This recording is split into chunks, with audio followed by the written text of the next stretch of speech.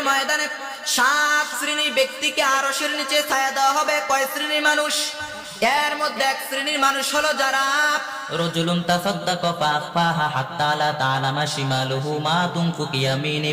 কিয়ামতের ময়দানে 7 শ্রেণীর ব্যক্তিকে আরশের নিচে ছায়া দেওয়া হবে। তার মধ্যে এক শ্রেণীর মানুষ হলো যারা গোপনে দান করে। কত গোপনে?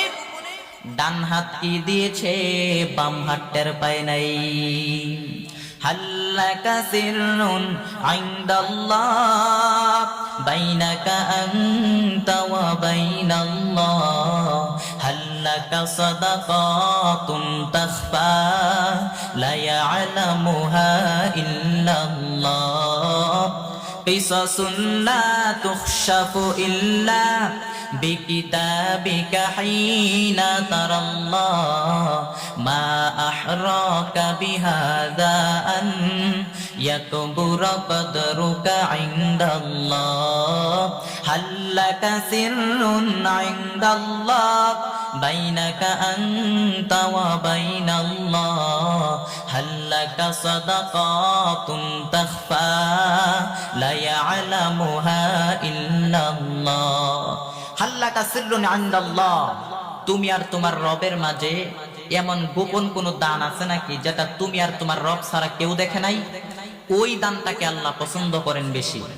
কিয়ামতের ময়দানে যারা দুনিয়ার জমিনের মধ্যে সচ্ছল এবং অসচ্ছল অবস্থায় দান করেছে, কিয়ামতের ময়দানে তারা তাদের আমলনামা দেখে অবাক হয়ে যাবে আর আল্লাহকে ডাক দিয়া বলবে, আল্লাহ, দুনিয়ার জমিনে এত পরিমাণ ভালো কাজ আমি করি নাই, দুনিয়ার জমিনে তো এত পরিমাণ নেক আমল আমি করি নাই।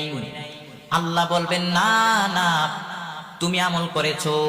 দানকারী ডাক দিয়া বলবে, আল্লাহ, দুনিয়ার জমিনে এত পরিমাণ ভালো কাজ আমি করি নাই, এত পরিমাণ নেক আমল আমি করি নাই, কেমন করে এত আমলের পাহাড়? আল্লাহ তাআলা ডাক দিয়া বলবেন, ওই যে তুমি আমি আল্লাহর সন্তুষ্টির জন্য দান করেছিলে, তোমার এই ছোট্ট দানটাকে আমি আল্লাহ উহুদ পাহাড়ের সমান করে তোমার আমলনামায় ঢুকিয়ে দিয়েছি। কামা ইউরাব্বি আহাদুকুম ফুলুয়া, তোমরা যেমনি করে তোমাদের গাভীর বাছুর পালক, তোমরা যেমনি করে তোমাদের গরুর বাছুর পালো, পেলে পোষে বড় করো, ঠিক তেমনি ভাবে আমি আল্লাহ তোমার ওই দানটাকে পালছি, পেলে পোষে বড় করে উহুদ পাহাড়ের সমান করে তোমার আমলনামায় ঢুকায় দিয়েছি। এজন্য আল্লাহ তাআলা বলেন, ওয়াল্লাযীনা ইউনফিকুনা ফিস-সাররাই ওয়াদ-দাররাই ওয়াল কাযিমিনাল গায়জ ওয়াল আফিনা আনিন নাস ওয়াল্লাহু ইউহিব্বুল মুহসিনিন। আল্লাহ তাআলা বলেন, আমার মুত্তাকিন বান্দাদের 1 নাম্বার বৈশিষ্ট্য হলো, আমার মুত্তাকিন বান্দারা সুখে দুঃখে আল্লাহর রাস্তায় দান করে, কম থাকলে কম দেয়, বেশি থাকলে বেশি দেয়, কিন্তু দেওয়া বন্ধ করে না। এরপর আল্লাহ তাআলা বলেন, আমার মুত্তাকিন বান্দাদের 2 নাম্বার গুণ, ওয়াল কাযিমিনাল গায়জ, আমার মুত্তাকিন বান্দারা তারা তাদের রাগকে হজম করে, তারা অল্পতে রেগে যায় না, তারা তাদের রাগকে কন্ট্রোল করতে জানে, তারা তাদের রাগকে নিয়ন্ত্রণ করে, ক্রোধকে সংবরণ করে। আমাদের অনেকের অনেক রাগ, রাগের সময় হিতাহিত জ্ঞান থাকে না, কারণ সে কি করে কি বলে সে নিজেও জানে। রাগ অনেক ভয়ঙ্কর। পৃথিবীর প্রত্যেকটি মানুষই রাগী, কেউ কম কেউ বেশি। রাগ অনেকটা ঝড়ের মতো, ঝড় যেমনি করে একদিক থেকে এসে সব কিছু লন্ডভন্ড করে দিয়ে অন্য দিক দিয়ে চলে যায়, ঠিক তেমনি ভাবে রাগ যখন এসে যায় তখন কি যে করে ফেলে টের পাওয়া যায় না। আবার রাগ যখন চলে যায় তখন বলে, হায় রে, কি করলাম, এটা কি করলাম আমি। এই রাগে মারামারি, এই রাগে সম্পর্কের অবনতি হয়, স্বামী স্ত্রী বিচ্ছেদ ঘটে, বাপ ছেলে মারামারি, বাপ কয় দেবো না তোরে, কিচ্ছু দেবো না, ছেলে কয় দিবানাকে, বাপ কয় দিলাম না তোরে, ছেলে কয় মারলাম তোমারে, বাপ কয় তেজ্য করলাম তোরে, ছেলে কয় কোপ দিলাম তোমারে, আছে না নাই? এজন্য আল্লাহ তাআলা বলেন, আমার মুত্তাকিন বান্দাদের 2 নাম্বার গুণ, ওয়াল কাযিমিনাল গায়জ, আমার মুত্তাকিন বান্দারা তারা তাদের রাগকে হজম করে, তারা অল্পতে রেগে যায় না, তারা তাদের রাগকে নিয়ন্ত্রণ করতে জানে। আল্লাহর নবী বলেন, লাইসা শাদীদু বিসরা, কুস্তি লড়াই করি, যে ব্যক্তি অন্যকে মাটির মধ্যে শোয়ে ফেলতে পারে সে শক্তিশালী নয়, বরং ইন্নামাশ শাদীদুল্লাযী ইয়ামলিকু নাফসাহু ইনদাল গদব, বরং যেই ব্যক্তি রাগের সময় নিজের উপরে নিয়ন্ত্রণ রাখতে পারে ওই ব্যক্তি আল্লাহর কাছে সবচাইতে শক্তিশালী। এজন্য আল্লাহ তাআলা বলেন রাগকে কন্ট্রোল করে। আমার মুত্তাকিন বান্দাদের 2 নাম্বার গুণ হলো আমার মুত্তাকিন বান্দারা তারা তাদের রাগকে হজম করে, তারা অল্পতে রেগে যায় না, তারা তাদের রাগকে কন্ট্রোল করতে জানে। এরপর আল্লাহ তাআলা বলেন আমার মুত্তাকিন বান্দাদের 3 নাম্বার গুণ ওয়াল্লাফিনা আনিন নাস, আমার মুত্তাকিন বান্দাদের 3 নাম্বার বৈশিষ্ট্য হলো ওয়াল্লাফিনা আনিন নাস, আমার মুত্তাকিন বান্দারা তারা মানুষকে ক্ষমা করে দেয়। আসলে আমরা ক্ষমা করতে চাই না, কিছু করলেই ধইরা মায়। কিন্তু ভাই আপনি যদি মুত্তাকিন বান্দা হতে চান তাহলে মানুষকে ক্ষমা করে দেন। আল্লাহ পাক রব্বুল আলামিন আমাদেরকে ক্ষমা করুক, আমরা কি চাই? তাহলে নিজের আগে নিজেদেরকে ক্ষমা করতে হবে। ক্ষমা পেতে হলে ক্ষমা করা লাগবে। মা যাদাল্লাহু আবদান বিআফুইন ইল্লা আযযা, কোন বান্দা যদি অন্য কোন বান্দাকে ক্ষমা করে দেয়, মাফ করে দেয়, আমার আল্লাহ তার মর্যাদা আরো বাড়ায় দেয়। ওয়া ইন তাফু ওয়া তাসফাউ ওয়া তাগফিরু ফা ইন্নাল্লাহা গফুরুর রহিম, তুমি যদি অন্যের দোষ ত্রুটি মাফ করে দাও, অন্যের ভুল ত্রুটি মাফ করে দাও, তোমার ভুল ত্রুটিও মাফ করে দিবেন কে? এজন্য মানুষকে ক্ষমা করে দেন। আসলে আমরা ক্ষমা করতে চাই না। 20 বছর আগে কে আমার মারছিল, 20 বছর আগে কে আমার অপমান করছিল, মনে রাখছি, ভুলি নাই। ও আমারে মারছে, আমি ওরে মারুব। ও আমারে অপমান করছে, আমি ওরে অপমান করুব। দেখালো মনে রাখিস, আছে না নাই? তার মানে 20 বছর ধরে অন্তরে জ্বলতেছে, 20 বছর ধরে অন্তরে এগুলো জ্বলতেছে। কিন্তু ভাই প্রতিহিংসার আগুন আপনাকে জ্বালায় পুড়ায় শেষ করে দিবে, প্রতিশোধের আগুন আপনাকে জ্বালায় পুড়ায় শেষ করে দিবে। এজন্য মানুষকে ক্ষমা করে দেন। যারা মানুষকে ক্ষমা করে দেয়, আল্লাহর নবী সাল্লাল্লাহু আলাইহি ওয়াসাল্লাম মানুষকে মাফ করে দিতেন, মানুষকে ক্ষমা করে দিতেন। মক্কা বিজয়ের পর মক্কার কাফের বেঈমান মুশরিকরা আল্লাহর নবীর পায়ের সামনে বসে যখন থরথর করে কাঁপছিল, আমার নবী চাইলেই তাদেরকে পায়ে পিষে মারতে পারতেন, কিন্তু আমার নবী তাদেরকে পায়ে পিষে মারলেন না। আমার নবী তাদেরকে ক্ষমা করে দিয়েছেন। আমার নবী তাদেরকে ক্ষমা করে দিয়েছেন। ঐতিহাসিকরা অবাক হয়েছে। আল্লাহর নবীর এই বিশাল দিল দরিয়া দেখে ঐতিহাসিকরা অবাক হয়েছে। তারা বলতে বাধ্য হয়েছে পৃথিবীর ইতিহাসে আজ পর্যন্ত এরকম ক্ষমার নজির দ্বিতীয় কেউ দেখাতে পারে নাই। ইমামুল আউয়ালিন আল আখিরিন বাহরে সাদকা রাহমাতাল লিল আলামিন সাইয়্যিদুল কাউনাইন খাতমুল মুরসালিন আখিরামুদ বুয়াদ ফখরুল আউয়ালিন। আরে আল্লাহর গোলাম, আল্লাহর নবী সাল্লাল্লাহু আলাইহি ওয়াসাল্লাম মানুষকে maaf করে দিতেন। আল্লাহর নবী সাল্লাল্লাহু আলাইহি ওয়াসাল্লাম কোন একটা মজলিসের মধ্যে একজন আনসারী সাহাবীর ব্যাপারে ঘোষণা দিলেন, এখন যেই সাহাবী সেইখানে বসবে ওই সাহাবীটা জান্নাতে যাবে। সবাই তো অবাক, কি আছে এই সাহাবীর মধ্যে? আমাদের কারো ব্যাপারে নবী এমন ঘোষণা করলেন না, ওই সাহাবী জান্নাতি। আবার কয়েকদিন পর আল্লাহ নবী আবার ঘোষণা করলেন, এখন এমন একটা সাহাবী এই জায়গায় এসে বসবে, ওই সাহাবীটা জান্নাতে যাবে। সবাই খেয়াল করে দেখলো, আগের মজলিসে যে লোকটাকে নবী জান্নাতি বলে ঘোষণা করেছেন ঠিক সেই সাহাবীটা এখানে এসে বসেছে। তৃতীয় দিন আল্লাহর নবী আবার ঘোষণা করলেন, এখন এমন একজন ব্যক্তি এখানে এসে বসবে, ওই ব্যক্তিটা জান্নাতে যাবে। সবাই খেয়াল করে দেখলো, আগের মজলিসে যে লোকটাকে নবী জান্নাতি বলে ঘোষণা দিয়েছেন ঠিক সেই লোকটা এখানে এসে বসেছে। কি এমন আমল আছে এই সাহাবীর মধ্যে? কি এমন বিশেষ আমল এই সাহাবীর মধ্যে আছে যেই আমলের কারণে আল্লাহ নবী তাকে জান্নাতি বলে ঘোষণা করেছেন? এক সাহাবী মনে মনে চিন্তা করলো, এটা তো সাধারণ কোনো কথা না, স্বয়ং আল্লাহ নবী সাল্লাল্লাহু আলাইহি ওয়াসাল্লাম তিনটা মজলিসের মধ্যে তাকে জান্নাতি বলে 3 বার ঘোষণা করলেন। এটা তো সাধারণ কোনো কথা না। ওই সাহাবী মনে মনে চিন্তা করলেন, নিশ্চয়ই ওই সাহাবীর মধ্যে এমন বিশেষ কোনো আমল আছে যেটা আমাদের মধ্যে নাই। সাহাবী পরিকল্পনা করে ওই সাহাবীর বাড়িতে চলে গেল। ডাক দিয়া বলে, আনসারী ভাই, আমার আব্বার সাথে আমার কয়েকদিন ধরে ঝগড়া, আমি আপনার বাড়িতে মেহমান হয়ে এসেছি, আপনি যদি অনুমতি দেন তাহলে 3 দিন আপনার বাড়িতে মেহমান হয়ে থাকতে চাই। অনুমতি দেওয়া হলো, তিনি থাকতে লাগলেন। কখন কোন সময় আনসারী সাহাবী কোথায় যায় তিনি সব ফলো করতে লাগলেন। 1 দিন 2 দিন 3 দিন ফলো করার পর তেমন কোনো বিশেষ আমল তিনি খুঁজে পাইলেন না। তিনি ডাক দিয়া বললেন, আনসারী ভাই, আসলে আমার আব্বার সাথে এমন কোনো ঝগড়া আমার হয় নাই যে ঘর থেকে বের হয়ে তোমার মেহমান আমার হওয়া লাগবে। একটা বিশেষ উদ্দেশ্য করে আমি আপনার কাছে এসেছি। বলে, কি উদ্দেশ্য?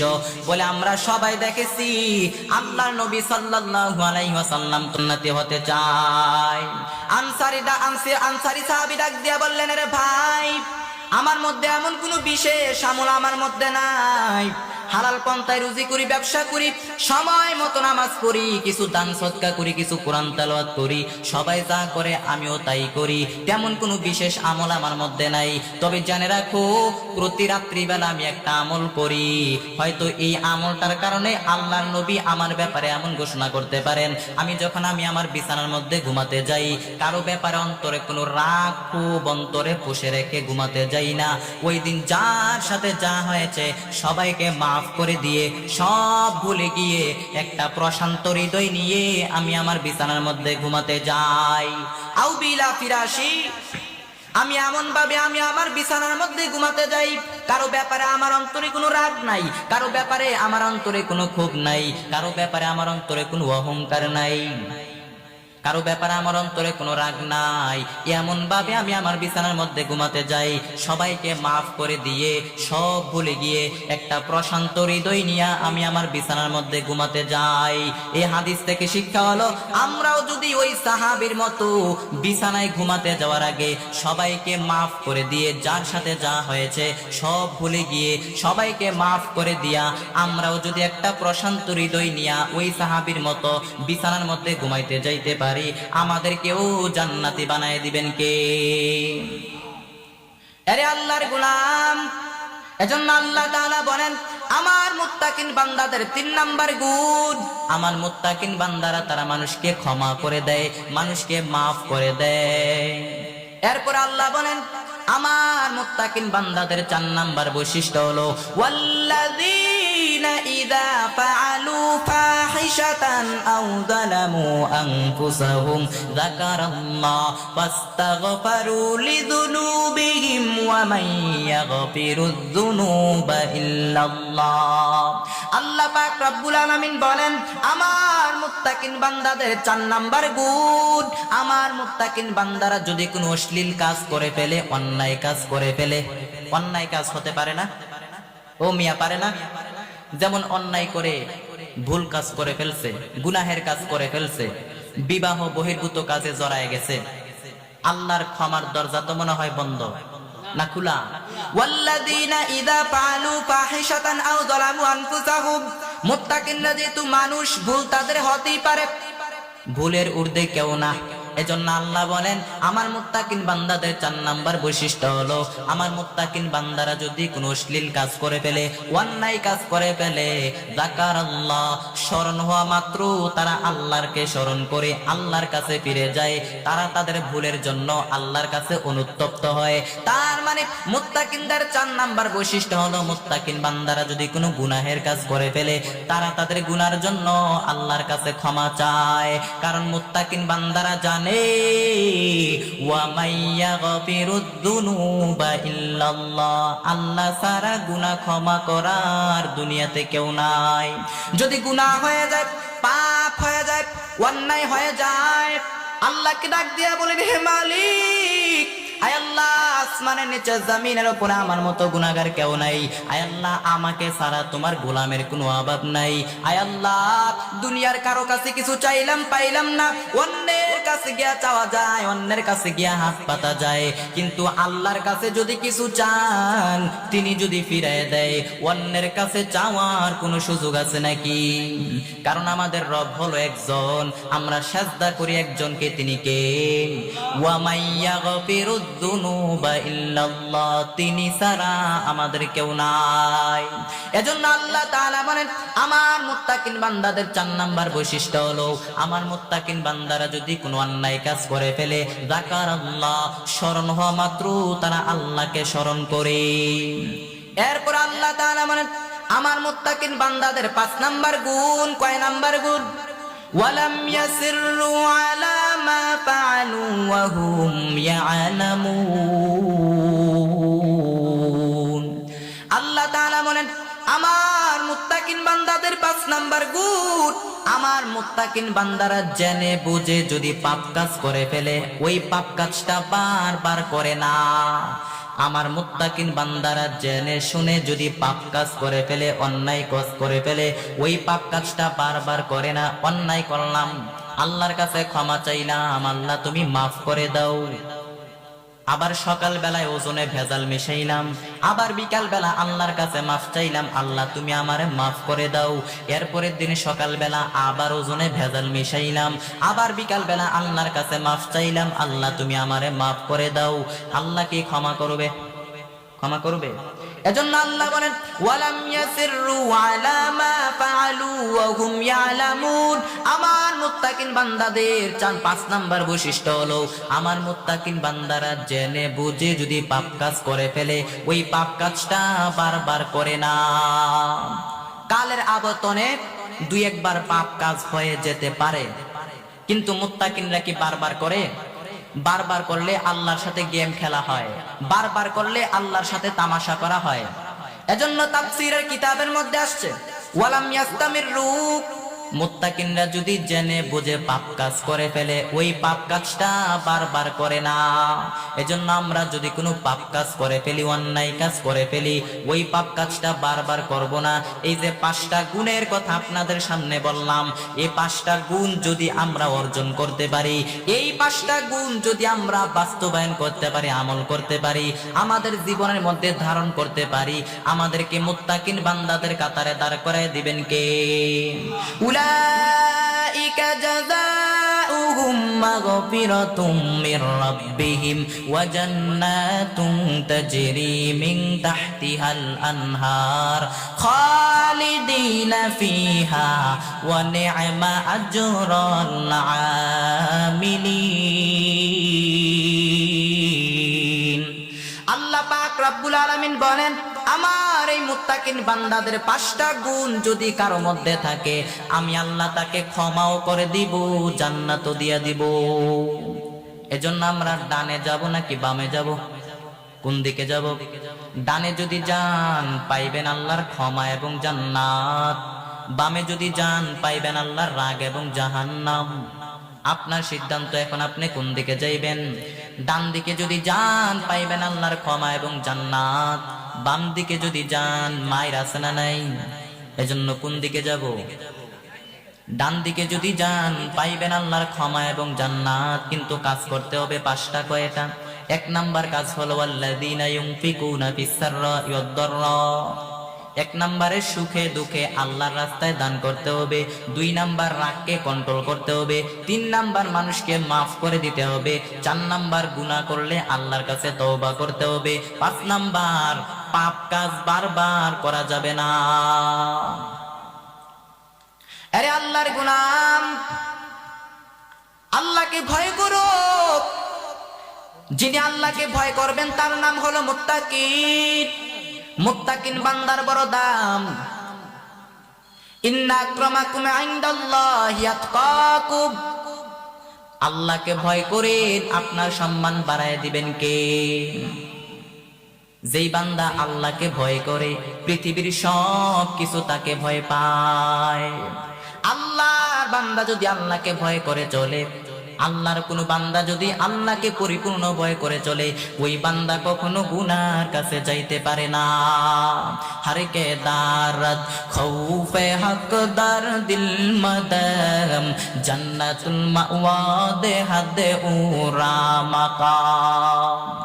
আরে আল্লাহর গোলাম, আল্লাহর নবী বলেন আরশের নিচে 7 শ্রেণীর ব্যক্তিকে ছায়া দেওয়া হবে।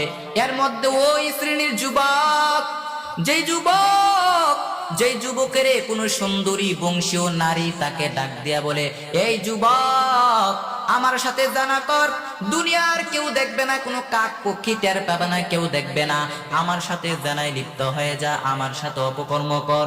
কিন্তু ওই যুবক বলে, এরে যুবতী মেয়েটা, এরে সুন্দরী যুবতী মেয়ে, আমি তোর সাথে জানাই লিপ্ত হতে পারবো না, আমি গুনাহের কাজ করতে পারবো না।